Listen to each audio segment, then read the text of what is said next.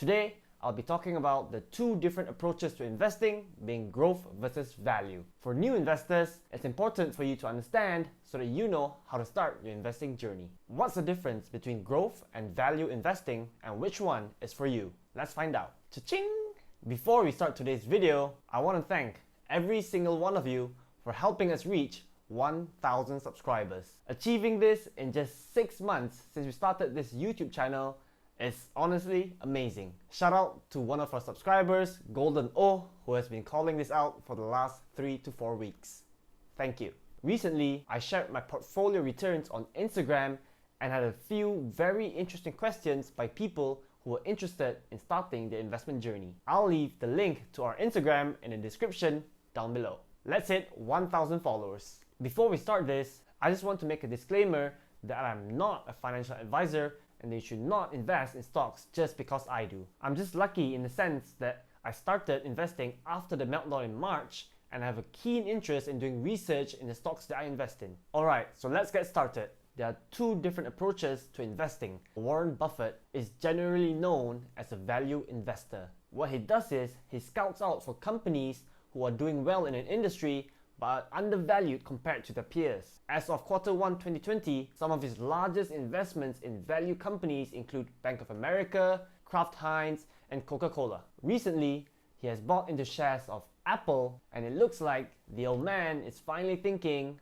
maybe I need some growth stocks in my portfolio. Now, let's go through what are the main differences between the two styles of investing, and make sure you watch till the end of this so that you know which one is best for you. The first big difference between value and growth stocks is generally found in the valuations. We can see this by looking at a very common valuation multiple, which is a PE ratio. The PE ratio is basically the value of the entire company divided by the earnings that they bring in annually. As an example for this, Apple has a PE ratio of 30. This means that for every $1 in profit that Apple makes, investors are currently willing to pay $30 for the stock. A PE ratio of 30 may be considered high for some investors. However, there are many other companies that are small and have a big runway for growth who are valued way higher than that. In contrast, a value stock like Coca-Cola has a PE ratio of only 20. This means that for every $1 of profit that Coca-Cola makes, investors are only willing to pay $20 or $10 less than Apple. The first mistake that new investors can make is thinking that Coca-Cola must be a better bargain than Apple since it has a lower PE ratio, right? Well, it's not that simple. We need to remember that there is a reason that Apple is priced higher than Coca-Cola. Sorry guys, we have to interrupt the video because we have a very special guest. To put it simply, Apple just has much larger growth prospects than Coca-Cola. Just because Apple's PE ratio is higher than that of Coca-Cola, it doesn't mean that Apple's stock price cannot outperform in the short, medium, or long term. We should use the PE ratio as an indicator, but we cannot use it as a be-all and end-all. There are a lot more factors in play when deciding which stocks we want to buy. Secondly, growth stocks are usually the leaders in their market and their prices reflect it. This means that their PE ratios are already very high that would make a lot of value investors stay away. However, that is the price of an excellent company, isn't it? You can't pay the price of a Myvi and expect a Lamborghini. On the other hand, value investors look for companies who perform in line or even greater than their competitors but are somehow valued lower than them. This makes the company a good value in a way as they attempt to profit from when other people start to realize this and the stock price corrects upwards. The last main difference between the two different styles of investing is the fact that growth stocks are way more volatile than value stocks. In one day, growth stocks can move 10% either way, up or down. On the other hand, value stocks generally move between 2 to 3% at max on a very volatile day. Which style of investing is right for you? I'm going to go through some of the different characteristics of the two different styles of investing, and it's up to you to decide which one fits you better. I'm going to start with growth investing. The first characteristic of growth investing is that you can get exceptionally high returns at the cost of high risk. When we invest in growth stocks, our returns can go up by so much very quickly as the company produces better revenues and better earnings every quarter. The thing is, quarterly earnings are super important for growth stocks. If the company outperforms the estimates, the stock price could surge up by 10, 20, even 30% in a single day. However, the bad news comes if the company misses, or what I mean by that is they report revenues lower than what people were expecting. We're paying a higher valuation for these growth stocks because we expect them to grow faster and faster. However, if the company fails to do this, we start to question, why do we pay so much for this company? And so the value of the stock can go down very quickly. This is why it's extremely important to know the fundamentals of the company that you're investing in. If a stock that you invested in reports bad earnings, you need to understand whether is this a one-off thing or is their long-term growth prospects still intact. I would say that if you invest in small cap, high growth stocks, it is important for you to go through every single one of the quarterly results. The second thing about growth stocks is that the companies are usually more interesting. Well, that's for me at least. Maybe it's a personal thing, but I much rather, and I find it way more interesting to do research for hours and hours a day on companies that are going to disrupt the way we do things in the future. Take an example of Netflix. Imagine researching about this company 10 years ago, no one really knows about it, and you think you found a gem. Netflix's main mission is to change the way how we watch shows and movies. Without Netflix, there will never be Netflix and chill.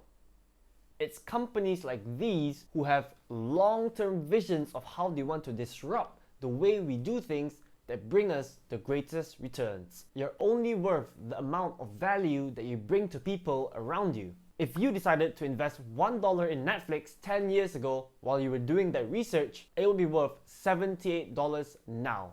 That's incredible, right? We need to remember the thing about growth stocks is that they don't have a very stable business at the moment. The same $1 investment in Netflix that became $78 today could very well have been worth $0. I would say that if you really are interested in technology and how these companies are using it in changing the way we do things in the future, then growth investing can be for you. All we have to do is pick the very best companies with good stories and hope that management execute well. That's easy, right? Now let's move on to value investing. The first thing about value investing is that the companies are usually less volatile. If you don't think that you can stomach a 50% loss during a bear market or lose a large chunk of your investments due to a bad earnings report, then that's completely fine. Growth investing may not be for you. As I said before, value stocks tend to be more stable and don't have large changes in prices over time. If this helps you sleep at night,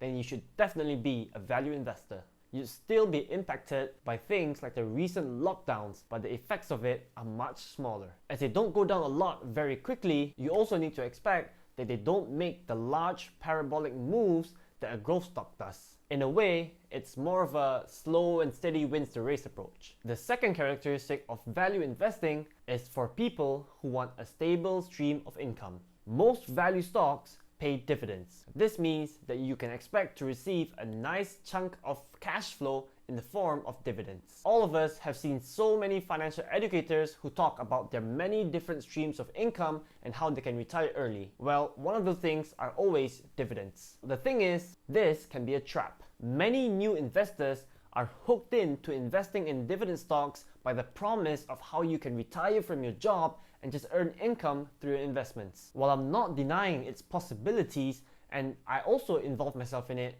in a small amount, I would say that it's probably not the best way to invest your money. I'll do a separate video on that altogether in the future, but for now, just remember that dividends shouldn't be the only reason that you invest in a stock. An investment of 1,000 ringgit will more likely than not pay us only 40 to 50 ringgit a month. I mean a year. Hardly life-changing, and I don't think it's enough for me to say that I'm going to go all in to value stocks that pay me dividends. The only argument I'd make for this is if I was someone who's older with a much larger portfolio that can generate me $50,000 to $60,000 a year. Now that would be a completely different story. At the end of the day, we still need to pick the stocks with the best prospects and not just focus on the dividend yields. However, we cannot ignore the fact that investing in value stocks will generate us a nice stream of income depending on how big your portfolio is. I hope that you're clearer on the two different styles of investing and kind of have a thinking of what suits you better. I'm almost 100% all in on growth investing.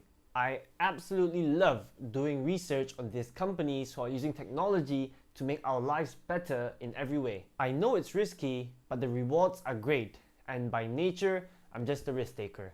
I mean, the way I think about it is that if there's ever a time to take risks in our lives, it's in our 20s, right? As we go older, the risk that we take gets smaller and smaller. However, don't let me influence you. You should still make your own decisions, and you shouldn't choose growth investing just because I do. In choosing stocks for my portfolio, I even go to the extent of excluding growth stocks who have already very large valuations like Apple, Google, and Facebook. I go for the smaller players who have a big runway for growth but have an unproven business or maybe aren't yet profitable. I'm lucky in the sense that I only started investing in these stocks after the big meltdown that happened in March and April. I know that if I held these stocks during that time, I would have seen losses of around 50 to 60% in my portfolio before they started shooting up all the way till now. However, an investor who invested in January of this year would have gone through the 60% decline